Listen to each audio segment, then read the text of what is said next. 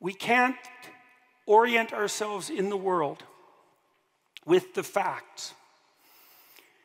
We can't follow the science because science isn't a leader. Science doesn't establish our aims.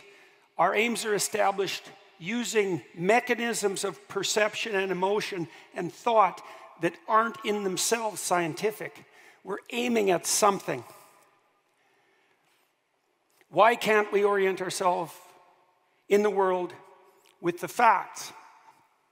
Well, the simplest explanation for that is that there are too many facts. There's as many facts as there are phenomena.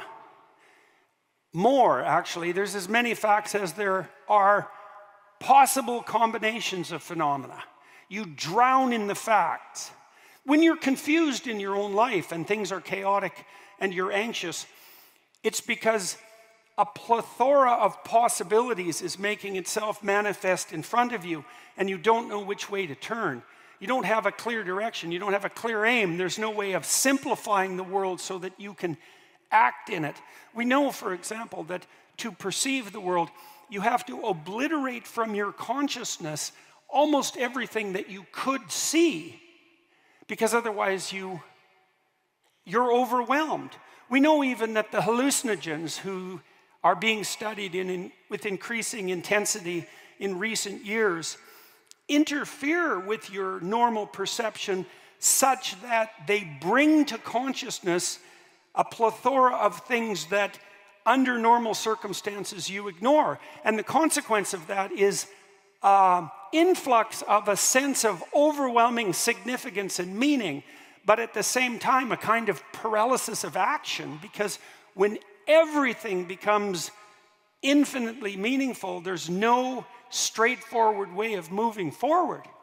When you're in a restaurant with someone on a first date and you're focusing on the conversation and actions of your date in a sea of competing conversations, you zero out everything that you could be attending to in every other table, all the competing thoughts in your imagination, all the things you could be bringing to mind, to zero in with like laser pinpoint accuracy on what it is that your partner in conversation is doing.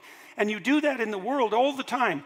You make one thing at a time of pinnacle importance, and you arrange everything else in the world at every moment that you perceive around that thing that you've made of pinnacle importance. That's how you see the world. And I don't mean think about the world. This is under thought. It's more profound. It's what you do when you actually see.